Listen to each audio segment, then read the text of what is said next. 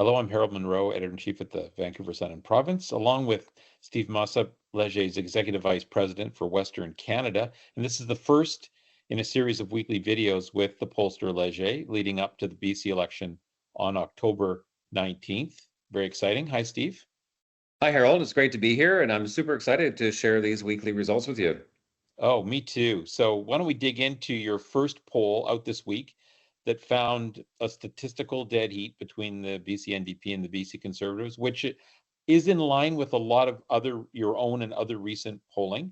But what really jumps out at you? Is there a number or numbers that jump out at you in this early poll? There are several, and first and foremost, we do say it's a statistical tie. The NDP is ahead 44 to 42 for the Conservatives. Right. But what's interesting about that is the poll that we published with you, I guess about 4 weeks ago in mid-August, before the demise of the BC United Party, showed that the numbers were quite a bit different. We had the BC NDP at 42 and the Conservatives at 39. We thought that the 10% of voters would maybe automatically presume to go to the right, and that's not the case. What we found is the 10% of voters who are now don't really have an option anymore with BC United have really been distributed in three different ways. One of them is the undecided vote, which is low to begin with, is gone from 9% to 12%. So some are still undecided. We have the Conservative Party going from 39 to 42, so a couple of points there. And surprisingly, the NDP gained 2 of those points as well. So it was almost an equal distribution. And I should point out that the Greens dropped from 11 to 8. So it's really been, divided up into a 4-way distribution of that 10%. So that's story number one.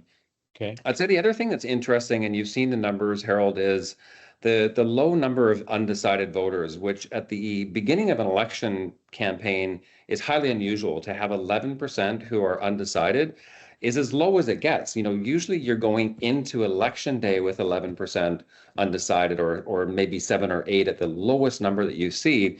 The fact that we have such a large number of people that have made up their minds at this early stage is an election story that's unique to British Columbia. So that stands out. And I remind you, think back at 2012 when it was a real toss-up and Christy Clark pulled the rabbit out of the hat and won. The undecideds at that point going into the weekend of the election was 17%.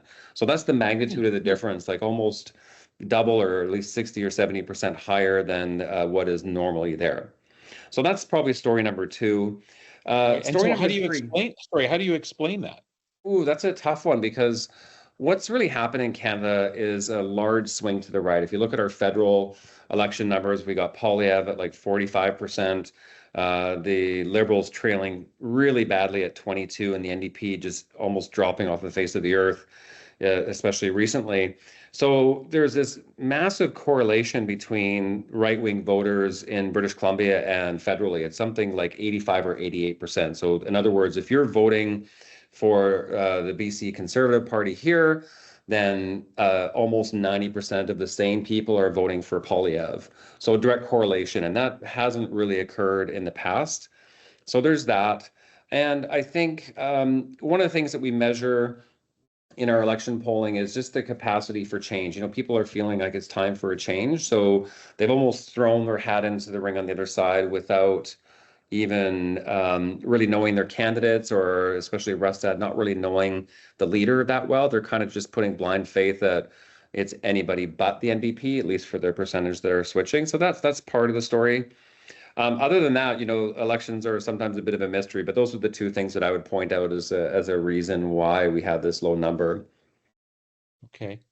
And that's a significant group then, a significant percentage, though, still for people to fight over, I guess. That absolutely is. And when you have these statistical ties, it makes it very difficult for people like me and other pollsters to predict the outcomes. We have a really good track record in Canada doing that. But when you have a tie like this, and you could have a 3 or 4 point swing either way, and a 3 or 4 point swing means a majority government and a minority for the loser. So there's a lot of territory to cover between now and election day, but at this early point, absolutely, it's a toss-up. Maybe the third part of the story for this election is, even though it's a statistical tie, the NDP has a number of advantages. So if you look at the overall approval ratings for EB. They're quite positive. If you ask people who they think would make the best premier, he is by far and above John Rustad. So you've got 46% of the population saying that EB would make the best premier, only 35 for Conservative. So there's a gap there. You've also got some reputation numbers to deal with between the two leaders, and Rustad is quite unknown still. He hasn't said a lot in the campaign, so Whereas I momentum. guess EB has a double-digit lead over Rustad as well in favorables, what you're talking about there, right? Yeah, favorability, overall best premier, overall reputation. The other Right. aspect we like to measure is momentum. Are opinions improving? Or are they getting worse? And there, we've seen a 6 point drop in Rustad in the last 3 weeks, just Hmm. because he's talking more, and that's a story in and of itself. Is that yes, the support numbers are there, but every time he talks, he's losing a fraction of voters just based on people forming a more solid opinion. So that's a little bit. Whereas EB's numbers on improvement versus worsen have stayed fairly consistent since the last poll that we did. Okay, interesting. And then what are you saying regionally, particularly Metro Vancouver, which a lot of folks have talked about in both parties as being some more seats in play, certainly in the suburbs. How are the two Yeah, parties polling there? the numbers are interesting there because what's happening is you have, let me just get them in front of me here. So in Metro Vancouver, the Conservatives have had an 8 point shift upwards. So back in August, we had 38% of support or voting intentions, I should say. It's now 46. So they've made considerable headway in Metro Van, which is arguably not the place that you would expect.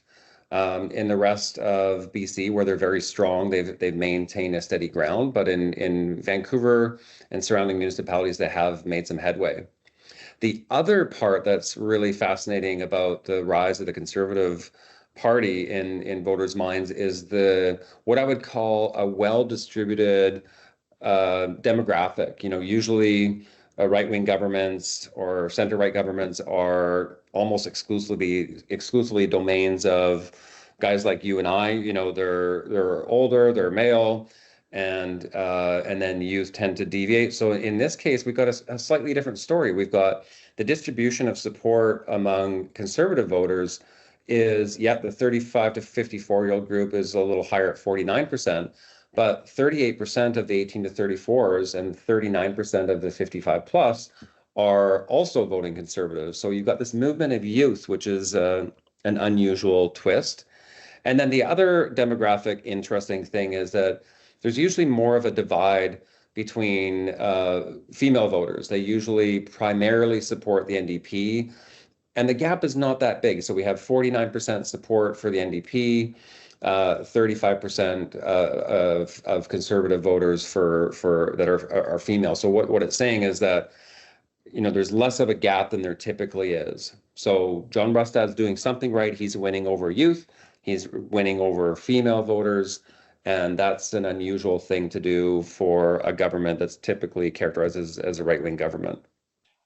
I wonder if those two issues strike me as potentially aligning with what you also found were the top issues. Those two demographics. When you look at healthcare being a huge issue for people, women, I think just as well as men, but women in particular with dealing with children and healthcare issues, and then maybe housing affordability, which we know young people are very concerned about. So Very is that concerned, what but you we know see? what? For the Yeah. first time in about 2.5 years, we've seen a slight drop in housing prices as being the number one issue. So Oh. in August, 27% said it was number one.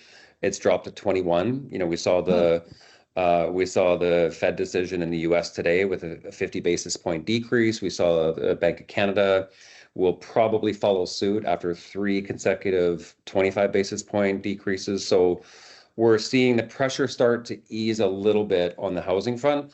And so what's replacing it is you've got things like economy, healthcare, taxes, crime, homelessness. Each of those have done a 1 or 2 point increase. And that alone by itself is not significant. But what's going to happen over the next 3 to 4 weeks is you're going to have another Bank of Canada drop. You're going to see easing of inflation to 2% that we just saw yesterday.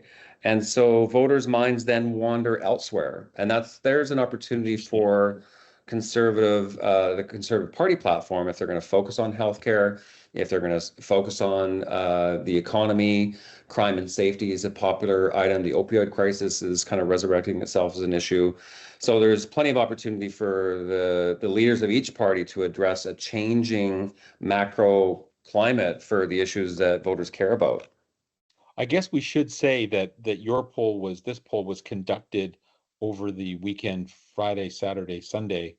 So it wouldn't have captured the announcement Sunday about involuntary care. No, it wouldn't. And you're going to see this is why we're polling weekly, and you'll see as those goodies are dropped, what kind of impact those policy changes and promises are going to have. The other thing that you and I talked earlier about, but not yet on the video, is the fact that voters seem to be very solidly behind their party. So we don't have, unlike the federal scene, where even with the low support of the Liberal supporters across the country, there's a lot of uncertainty. There's a lot of people that are saying, I want to support the Liberals, but I'm not really sure I'm going to hold my vote. In British Columbia, the opposite is true. In fact, for every one of the parties, the voters are saying that they're quite solid in their decision. They're saying that I'm solidly behind my party. I'm not wavering in my change. And the numbers are equal across party lines. So what that's telling me is that there's not a party that has an edge on that. They all feel solidly behind their voting choice at this point in time. And so for example, if you look at the numbers by party, you can see that 54% of Conservative voters, for example, say they're not at all likely to change their vote. They're solidly entrenched. A similar number for NDP voters. And then same with not very likely to change their vote, about the same numbers, like 25 and 30%. So you have a difference this time around of there doesn't seem to be a party at a disadvantage that's worried about losing soft support. It seems to be firmly entrenched. Wow. So when you combine that with what you saw was the very low number of undecideds, you've got like somewhere in the order of 20 to 25 percent of people could even realistically have their minds changed at this point. And so there'll be many millions of dollars spent trying to go after that small number of people. Absolutely. And you've seen at least the early stage theme from the NDP side is that we've got a very strong slate of attack ads early in the campaign. Sometimes those are reserved for the middle or the end part of the campaign, but they're coming out with a bang on those. And those can have a sway. You think back to 2012 and the very infamous weather vane ad that really toppled the NDP position at that time in favor of the Liberals. Ads can make a massive difference, and our polling, respondents and voters don't like to admit that, but we know scientifically that attack ads and any ads can actually sway voters quite significantly. So there's a lot of real estate between now and election day. It seems close, but there's some nuances here that give a very unique story in British Columbia. So you're not going to make an early prediction at this point? Not a chance. Not a chance. Okay. It doesn't sound like it. And like I said, if you get that 10%, that swing one way or the other, which at this point they're not, the 10% that are not decided really don't have a strong lean in those numbers.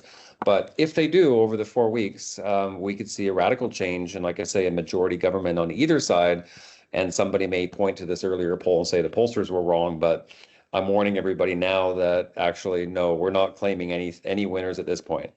Right. Well, that's why we'll talk every week. So thanks, Steve, and look forward to catching up with Leger again next Wednesday. Excellent. Thanks for having me.